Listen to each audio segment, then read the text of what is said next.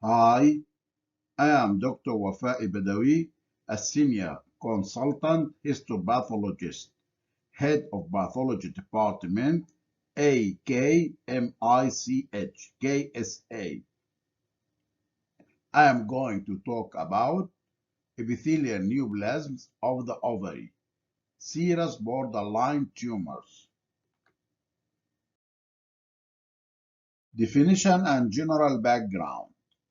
They are epithelial tumors composed of hierarchically branching papillae with cellular stratification and tufting, lined by tubal-type epithelium showing limited cytologic atypia.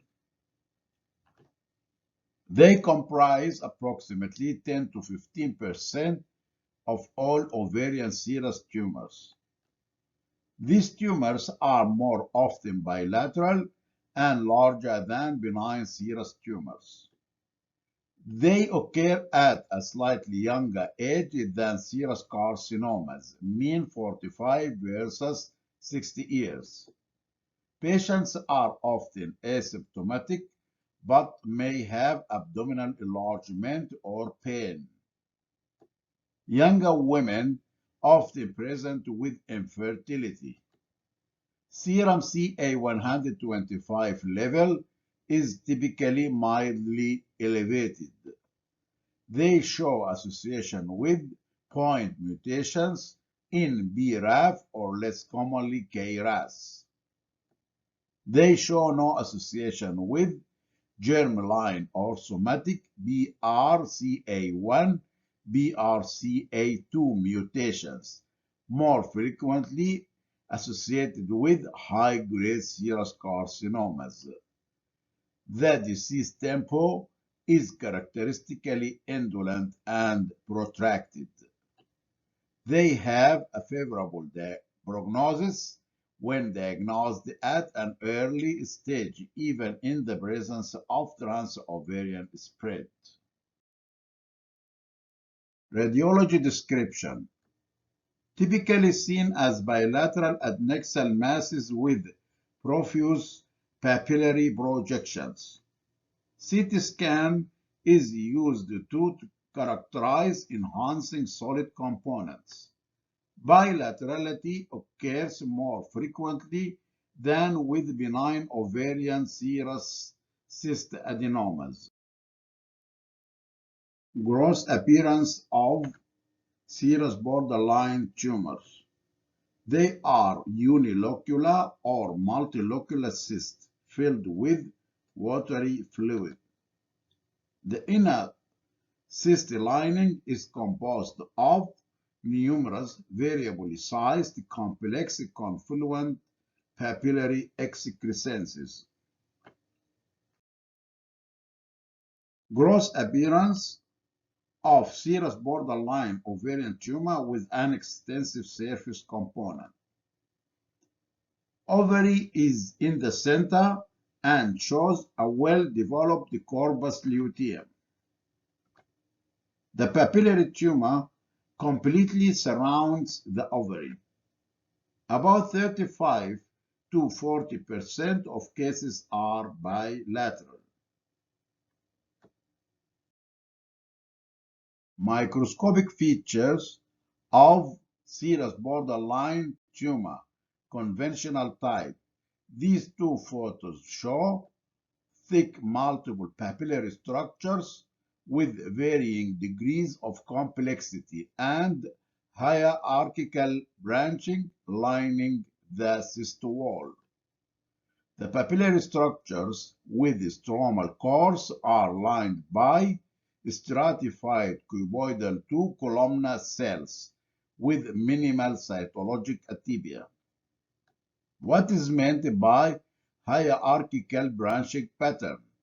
Large papillae are poised to sequentially smaller papillae, terminating in epithelial clusters, smaller detached tufts of epithelial cells, or single cells. The papillae with stromal cores are lined by ciliated pseudostratified cuboidal or columnar epithelium, similar to that lining the fallopian tubes. Epithelium may not be conspicuous in some cases. Hobnail cells may be present. The cytologic atypia is minimal with moderate nuclear enlargement, occasional prominent nucleoli, and low mitotic activity. The papillary areas may merge with endometrioid or mucinous foci. Microscopic features of serous borderline tumor, micropapillary type. It is an aggressive subtype of serous borderline tumor with a high risk of progression to invasive carcinoma. This photo shows complex elongated thin papillae with hierarchical branching, medusa head appearance, lacking true fibrovascular course. They are at least 5 times as long as they are wide and involve at least one confluent area measuring equals or more than 5 millimeters in one dimension. In this high power photo, the cytologic appearance is uniform with moderate atypia. Microscopic features of serous borderline tumor with microinvasion, low malignant potential. It occurs in about 10% of serous borderline tumor cases. Stromal microinvasion is defined as invasion less than or equals 5 millimeters in greatest dimension in any single focus. Non-cohesive individual cells and small clusters are dispersed throughout the stroma, just beneath the surface component. Most of the cells have abundant eosinophilic cytoplasm and are similar in appearance to overlining pink cells lining the glands and papillae. It is important to note that the distinction between serous, borderline, and malignant tumors of the ovary is done solely on the basis of invasion, regardless of whether or not there are peritoneal deposits or metastasis to the lymph nodes and distant sites. The presence of microinvasive foci is acceptable within the spectrum of serous borderline tumors. Microinvasion does not worsen the prognosis significantly. Psammoma bodies. Calcification in the form of psammoma bodies is common and may be extensive. They are characterized by laminated calcification surrounded by a mono or multi-layer of tubal-type epithelium. Serous borderline tumor with transformation to low-grade serous carcinoma. It occurs in up to 7% of women. This photo shows a borderline tumor, upper right aspect, which is present juxtaposed to confluent invasion within the stroma. It is associated with increased tempo of disease and poor prognosis. Classification of extraovarian serous implants, modified from WHO. They occur in approximately 30% to 40% of serous borderline tumors.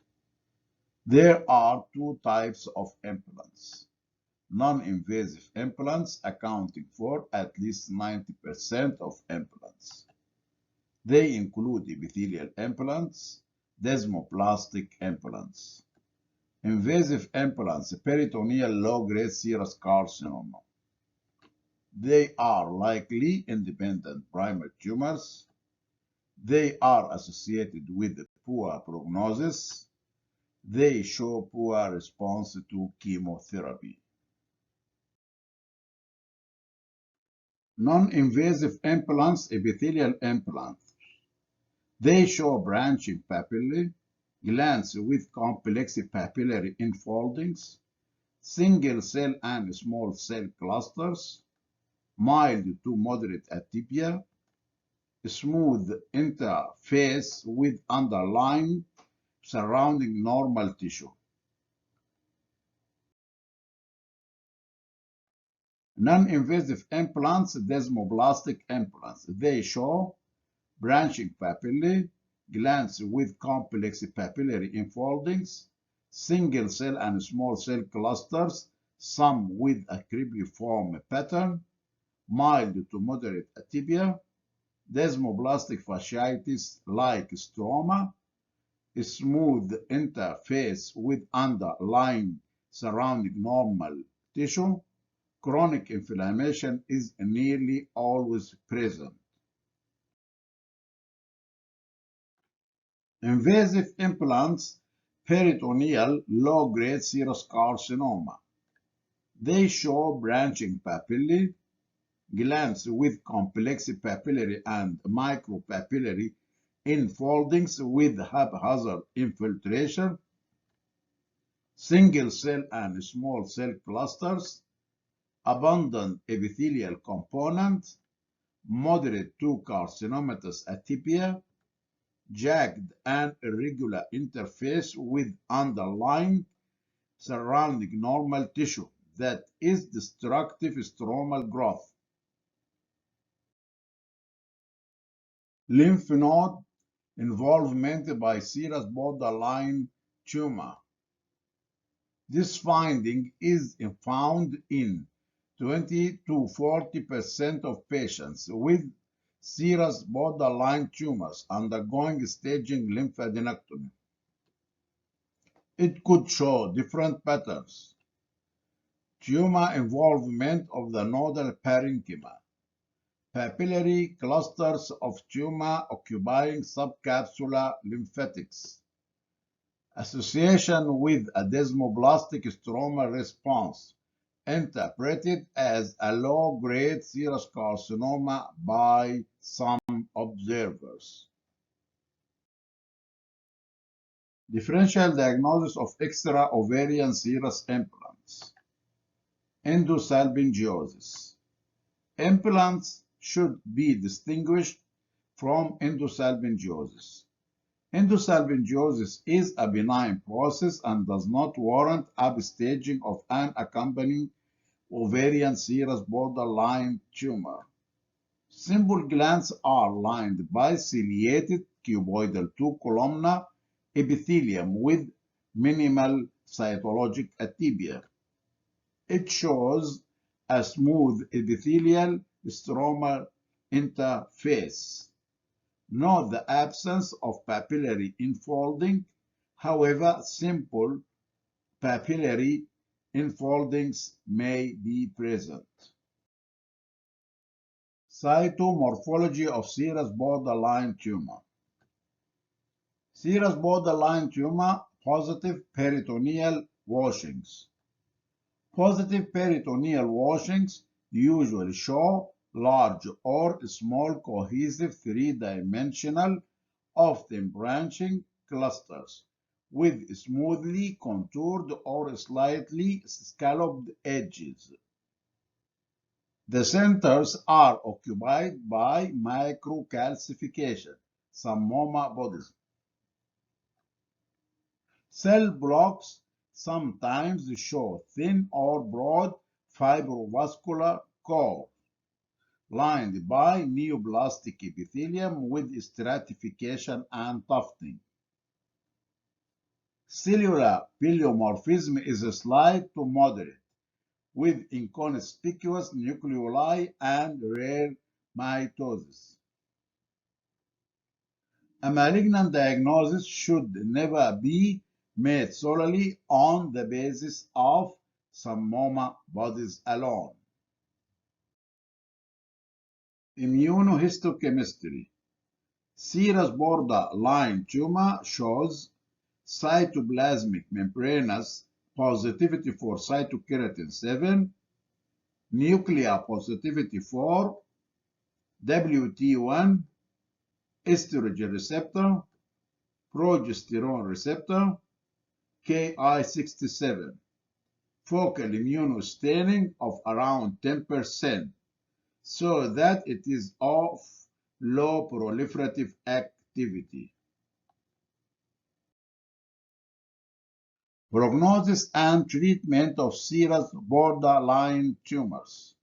About 95% of the serous borderline tumors pursue a benign or an indolent course. For serous borderline tumors localized to the ovary, stage 1, the survival rate is 100%. Up to 7% progress to low-grade serous carcinoma, which does worsen the prognosis significantly. The presence of stromal microinvasive foci and lymph node involvement does not appear to worsen the prognosis significantly. With non-invasive peritoneal implants, the survival rate is greater than 95%.